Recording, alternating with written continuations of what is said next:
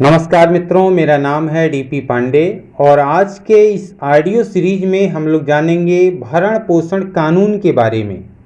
भरण पोषण कानून की धारा 125 सीआरपीसी के अंतर्गत भरण पोषण कौन मांग सकता है तथा भरण पोषण पर माननीय सर्वोच्च न्यायालय ने अपने एक फैसले में क्या कहा है। आज के इस ऑडियो सीरीज में हम इसी पर बात करेंगे।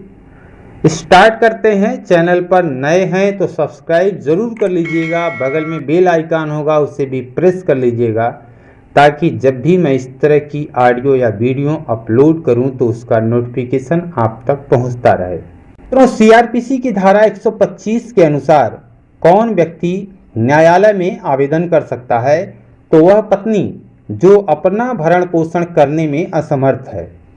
लीजिमेट और इलिजिमेट चाइल्ड यानी धर्मज और अधर्मज संतान, चाहे वह विवाहित हों या न हों, जो अपना भरण पोषण करने में असमर्थ हैं। धर्मज या अधर्मज संतान विवाहित पुत्री को छोड़कर जिसने वयस्कता प्राप्त कर लिया है लेकिन किसी शारीरिक या मानसिक असामान्यता या क्षति के कारण अपना भरण पोषण करने में असमर्थ है, या अपने माता या पिता जो अपना भरण पोषण करने में असमर्थ हैं। यह लोग गुजारा भत्ता के लिए भरण पोषण के लिए धारा 125 दंड प्रक्रिया संहिता के अंतर्गत न्यायालय में आवेदन कर सकते हैं, जिसके अंतर्गत न्यायालय उस व्यक्ति को आदेश कर सकती है जिसके विरुद्ध आवेदन न्यायालय में लाया गया है। भरण पोषण की धनराशि नहीं देने पर उस व्यक्ति को जेल भी जाना पड़ सकता है।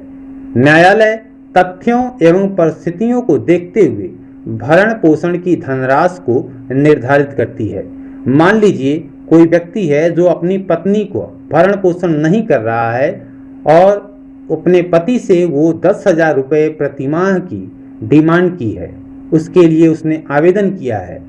तो कोर्ट यह देखती है कि पति की हैसियत क्या है, क्या करता है और पत्नी को कितने पैसे की वाकई ज़रूरत है।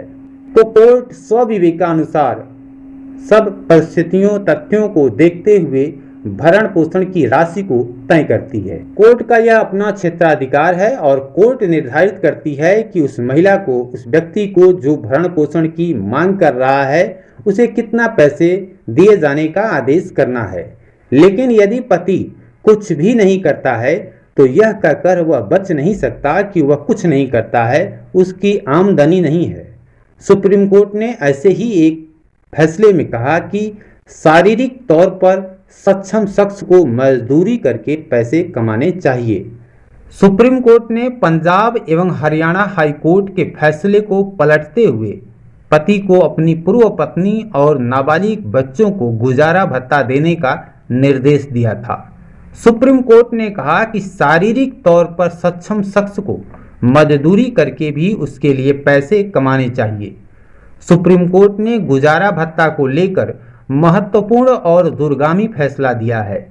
कोर्ट ने कहा कि यदि पति शारीरिक रूप से सक्षम है तो उसे अलग रह रही पत्नी और नाबालिग बच्चों के भरण पोषण के लिए मजदूरी करके भी पैसे कमाने होंगे।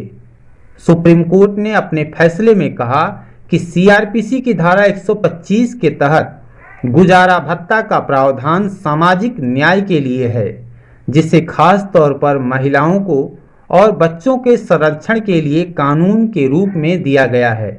ऐसे में पति अपने दायित्वों से मुंह नहीं मोड़ सकता। सुप्रीम कोर्ट ने पति की उस दलील को रद्द कर दिया कि व्यवसाय बंद होने के कारण उसके आय का स्रोत नहीं रहा है, ऐसे में वह अलग रह रही पत्नी और नाबालिग बच्चों के लिए गुजारा भत्ता नहीं दे सकता। कोर्ट ने कहा कि प्रतिवादी यानी पति शारीरिक रूप से सक्षम है, ऐसे में उन्हें उचित तरीके से पैसे कमाकर पत्नी और बच्चों के भरण पोषण का दायित्व निभाना पड़ेगा। कोर्ट ने कहा कि पारिवारिक न्यायालय के समक्ष पत्नी की तरफ से दिए गए साक्ष्य और रिकॉर्ड में उपलब्ध सबूतों को देखते हुए कोर्ट को इस बात को स्वीकार करने में कोई झिझक नहीं है कि प्रतिवादी के पास आय का पर्याप्त स्रोत था। इसके बावजूद वह वादी को यानी अपनी पत्नी को गुजारा भत्ता देने में विफल रहे और उसे नज़रअंदाज किया है।